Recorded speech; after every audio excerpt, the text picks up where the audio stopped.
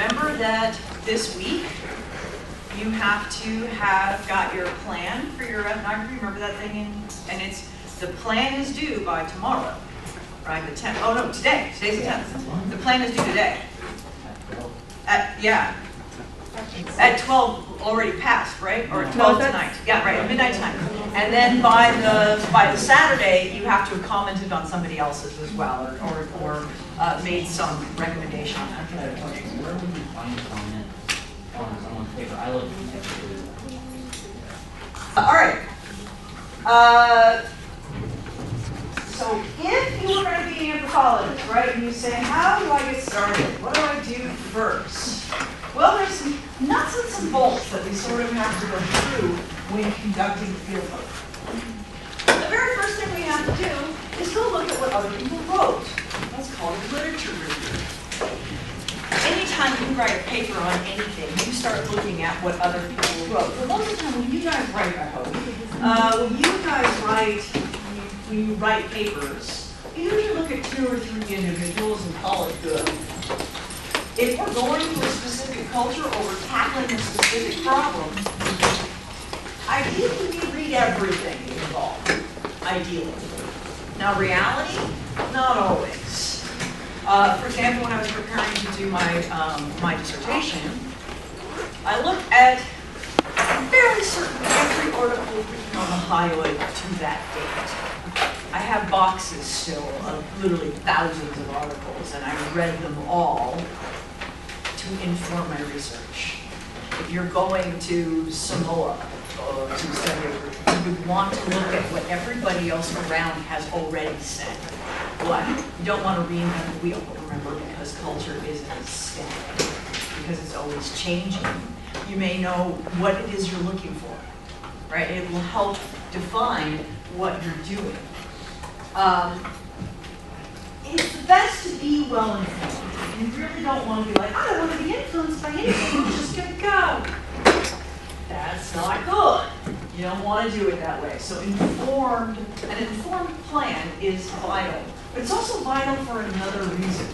Typically, you don't just go off and do an ethnography funded by your own cash. Right? Typically, when you do this, you're either funded by a university or someone like the National Science Foundation. They are going to require certain things of you before you leave. Have you done this? Is question number 1. Number 1, have you looked at anybody else who's already done this? They're also going to want to know things like what kinds of questions are you going to ask? Even in very small ethnographies, anytime you use human subjects, there are protocols you have to follow for using human subjects. There's usually a human subjects committee on any campus that goes through and evaluates whether or not this work should be done, whether or not it's ethical, and whether or not it would be damaging to the people that you're working with. When I did my dissertation, I actually didn't talk to the Human Subjects Committee until I was turning it in. They were, because I should have, the moment I said, this is the topic I'm going to do, I should have, the very next stop should have been their office. And we were supposed to have a discussion and a board meeting and all that stuff. And I was like, look, I'm using human subjects. My human subjects are dead. It's not an issue of getting consent from them, informed consent, or informed consent from anyone. They're dead. Right? And I wasn't collecting tissue samples, I was keeping. I was removing a tissue sample at autopsy and putting it right back. The body part in question was out of the body for maybe 15 minutes. Right? Photograph measured, I got really fast. I was down to like 4 minutes of highlight at some point. I was like, also I had a little input to myself, made it easier. But they were still mad because I touched a human. In fact, I touched hundreds of humans without their permission. So that's something that you'll always have to do. Human subject committees are always necessary when doing research because somebody else is paying for it. The National Science Foundation, same thing, you have to send your proposal to them, and then they either work with your university's Human Subjects Committee or they have their own. So, yeah, funding is such a pain to get. It used to kind of fall out of trees, and now it's very, very, very tight. So funding requires that you have an ability called grant writing. Grant writing means that you know how to write the proposal that asks for money. I am a terrible grant writer. I am probably the worst grant writer I know, because I'm a very terse writer. I don't believe in saying something in 7 sentences if I can say it in 1. I'm terse. Lynn Green in poli-sci was a professional grant writer. She's good.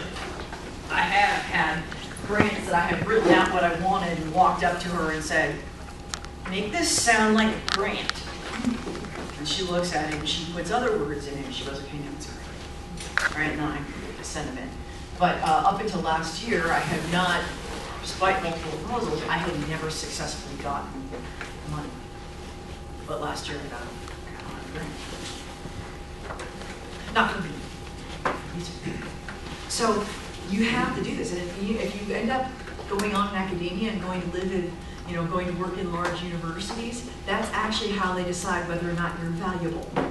It's not an issue of, are you a good teacher? No, it's how much money do you bring into the university, which gets a little off the top of the money that you apply for. So most anthropologists are very good grant writers. It's expensive to go to the field. I mean, we're not just talking airfare. And yeah, you have to have notebooks and recorders and all that other stuff, but there's all kinds of things you have to do, and you have to be prepared for the possibility that you need to be air lifted out. That's always part of the cost too. You have to be able to, you have to have an escape plan. And really, really fun. Actually, the field school that I was working with this last summer, one of our sections went to Israel. They had a whole plan for what to do if shooting started, because shooting started last year. And it actually involved the instructors then form a ring of flesh around the students so that their bodies take bullets instead of the students. And I looked at the other instructors and I was like, that is dumb. You are dumb. And you're doing this because they don't get paid. What are you doing? And he goes, it's okay, look at the second line. The second line was, and there's airlifting. And they actually did get airlifted out of the sun. That happened. They got about 10 minutes warning, and they had enough time to get to shelter, and then they got airlifted out. That happens. So you have to be prepared. You could get deathly ill. In fact, most people who do fieldwork do get very sick at some point. Usually it's pretty much in the beginning. Somewhere in the very early time, you get very sick. So you have to be prepared to get very sick. Now, why might we get very sick? Pardon me? We're not used to it, but that's actually got, the real things underneath it is, they've got a bunch of viruses we don't have, a bunch of bacteria we've never seen. Often even the food has new bacteria on it that they're totally immune to, and it freaks us out. When I did archaeological field school in Mexico, I worked in the Yucatan Peninsula, but I worked on an eco resort, a resort where rich people came to be eco-tourists. And they actually came to watch us dig. It was very weird. A job which is in itself boring. Digging with a paintbrush. People paid up to $7,000 a week to watch us do it. It was a little bit like being in a people zoo. But we didn't, we ate okay. We had 3 meals a day. It was mostly rice and beans.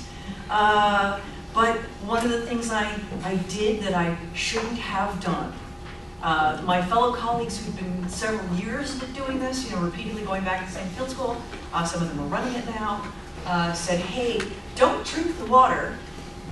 When you wash your hair and you wash your face, close your eyes and close your mouth, but brush your teeth in the water. And I was like, brush my teeth in. I'm supposed to close my eyes and possibly not shower if I have an open cut. But I should put it in my mouth with my toothbrush. And they said, yeah, it'll help you get used to the bacteria.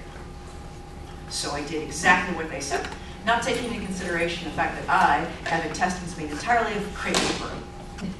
Like, I am not the person with this, I know it's funny, the job I have the weakest stomach on the planet. I don't vomit over what I see or smell, but if you put even the oddest bacteria, just the tiniest bit, I'm done.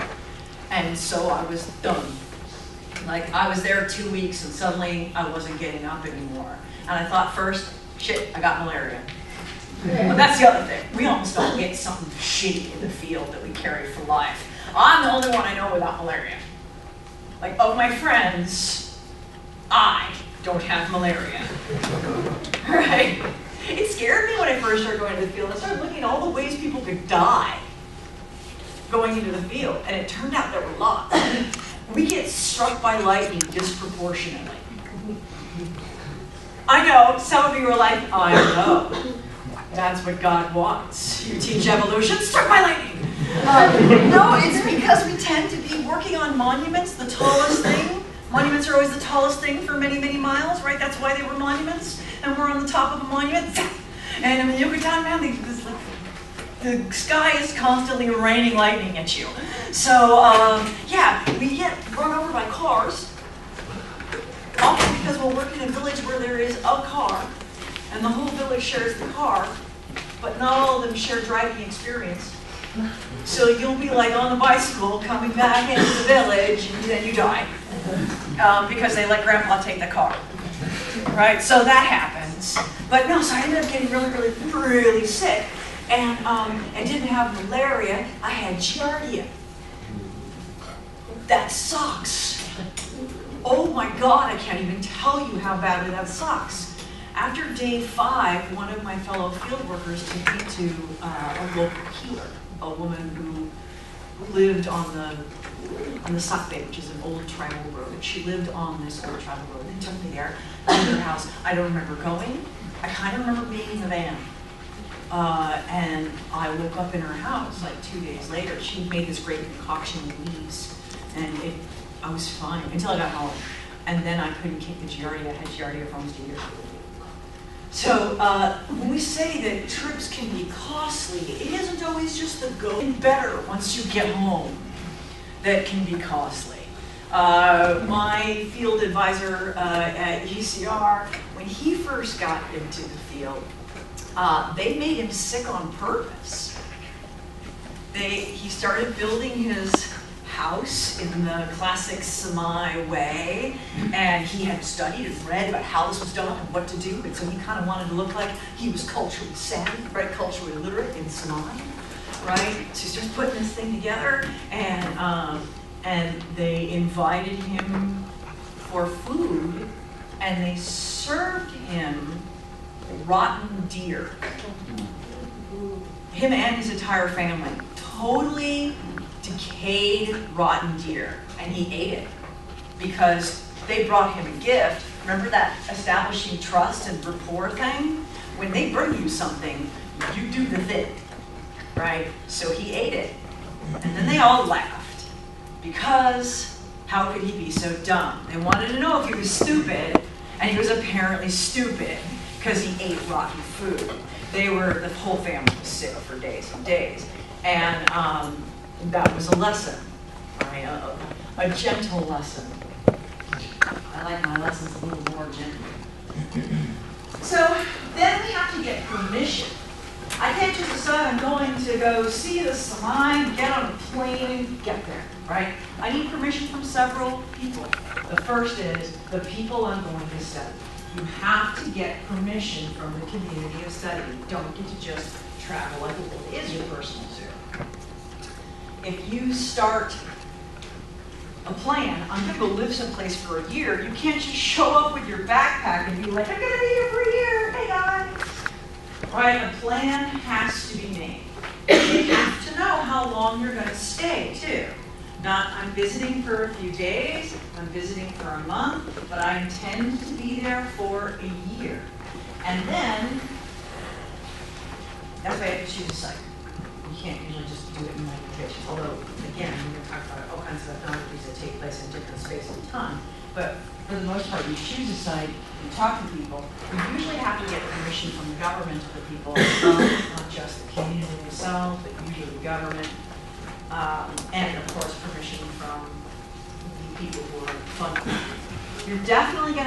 be a participant observer, even if some of the things that they do may even strike you as repulsive. You'll still end up doing it. That's why my professor ate the deer, because he believed it was part of participant observation and building rapport. I don't know that I could have done it. It's one of the reasons that I'm very fond of not doing cultural work with live people. Live people are complicated, and participant observation can be messy, as we will recall with my work from AIDS, right? It can be very weird. So, while I definitely, cultural relativity, try to see things through the eyes of the culture, there are some things that are ingrained, right? We do bring some cultural baggage with us. I'm not sure that I have the ability to be as unattached an observer as is necessary in those situations. And it isn't always about what they're going to put in your mouth or whatever. I don't have a problem eating a lot of animals that most of you would consider beyond eating. That doesn't scare me. My dad used to have a rule that he caught it in the yard, we had to eat it. Totally prepped me for a bunch of stuff though, like you can't faze me by sticking half a snake in front of me. That's nothing. Dad likes it with lemon and mushrooms, right? When I was in the field in the Yucatan, Maya gave me a gopher that they had cooked. Whole. Like basically they had singed the hair off of it after cooking it. And they handed it to me waiting for me to freak out. And I was like, And, but I ate around the bones, and they said, no, you're supposed to eat the bones. And I said, no, at home, my dad likes to use the bones for projects. I.e., this ain't my first gopher, kids. Right? And I got a lot of respect for being able to do that. So I don't have a problem with that. There's a couple things I don't know that I could myself do. But I wouldn't go and wouldn't make the plan if I knew there's something I absolutely couldn't do. Right? There's something I absolutely couldn't do. I probably wouldn't choose that group to study. So then there's also going to be the issue of what kind of data are we collecting? Are we collecting qualitative data, quantitative data, both? Qualitative data is fairly easy to collect. Qualitative data are fairly easy to collect. Quantitative data about human behavior, that takes some real forethought, right? Where you're going to score it as a yes every time you go to the bathroom here, or whatever. You have to be able to make these points of data. And then, of course, informal interviews and formal interviews. Formal interviews are usually the first kind that you start with, and then they move to informal. So if you look at this giant diagram here, non-participant observation versus participant observation. The idea is,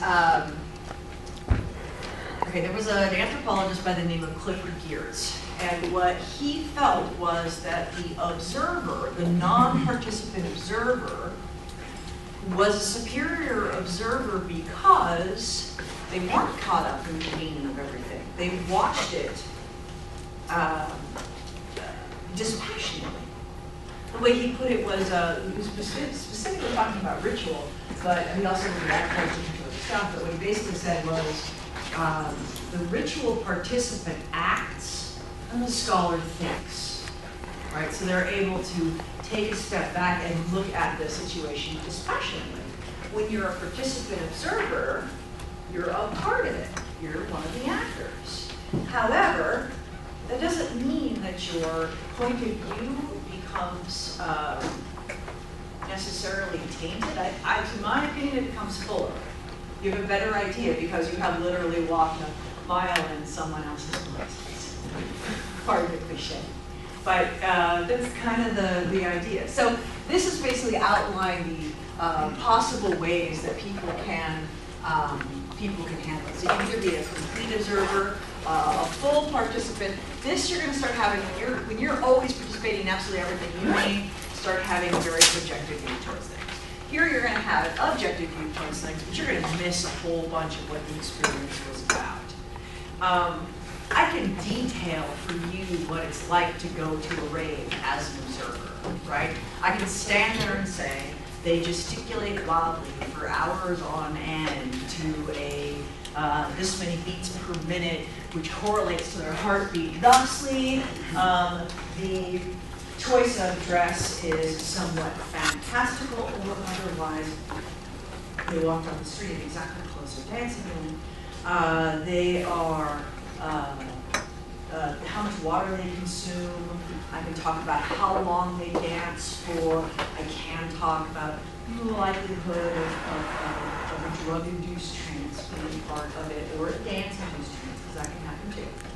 And I can talk about the lights, and I can talk about the number of people, and then I can ask them questions. Why do you do this?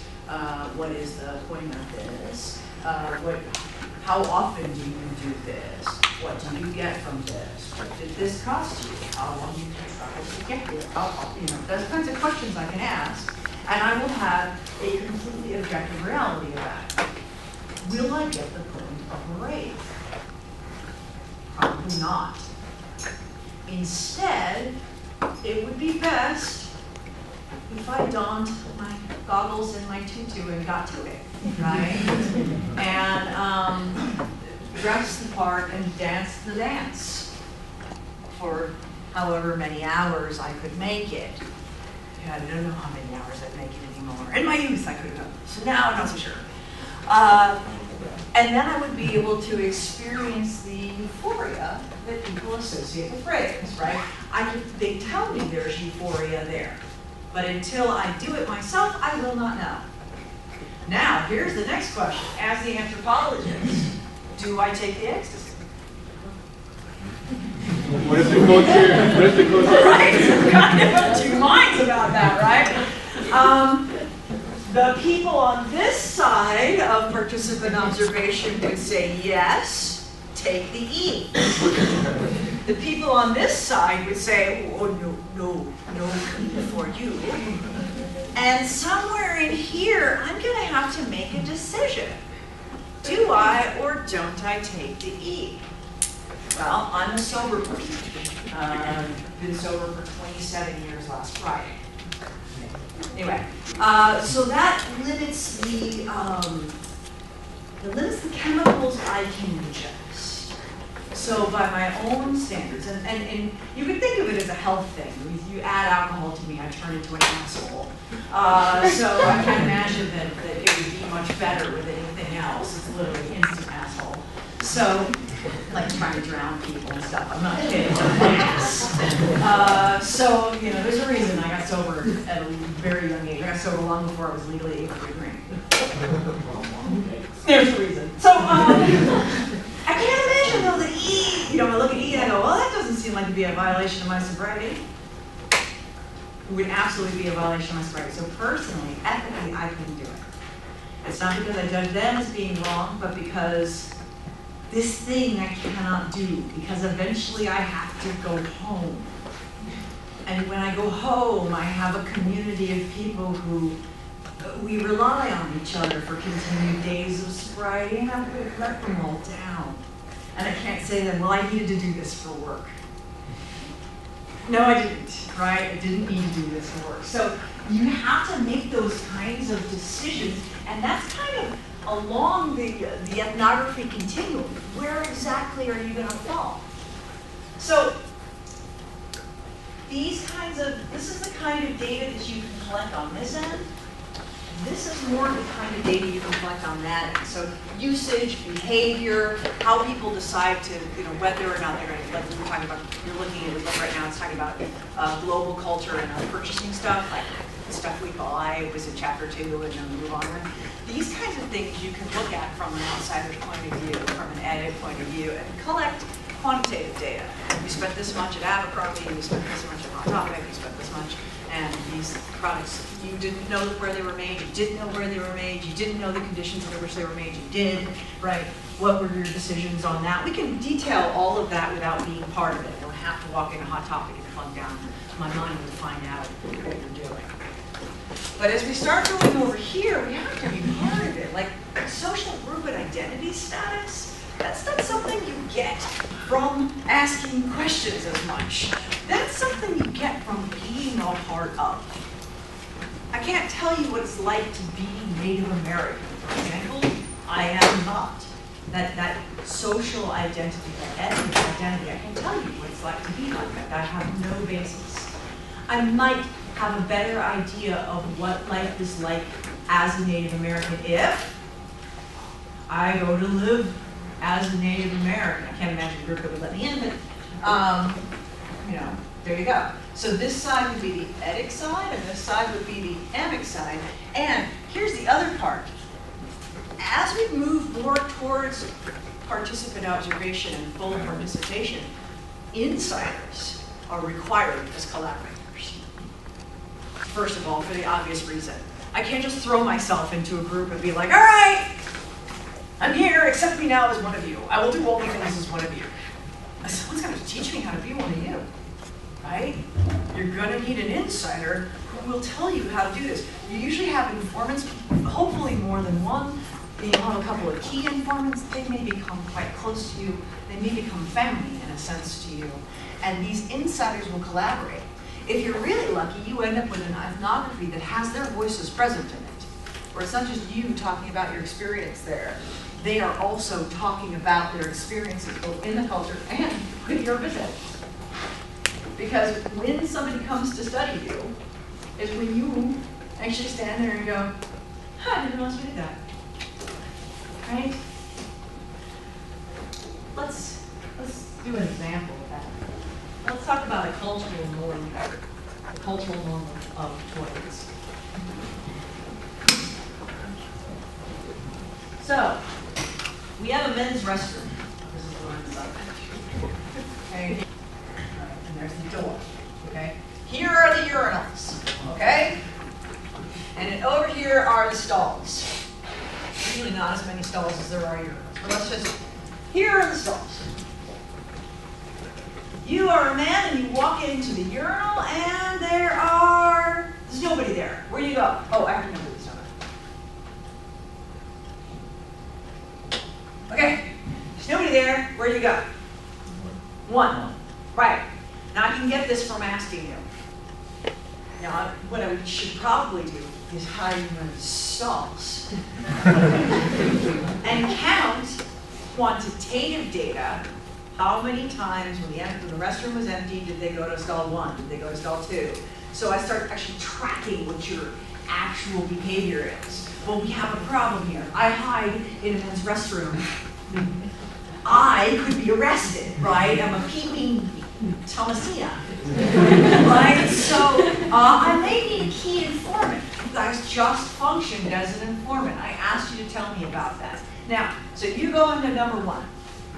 Now another guy comes in. Where does he go? 3. 3, and you all agree. Did you hear that? You all agree. You all knew already where he goes. Right? Next guy comes in. Where does he go? 6. Even though 6 is next to the door, right? Uh-huh. Now, here's where the toughie happens. Another guy comes in. Right! Right! And he knows,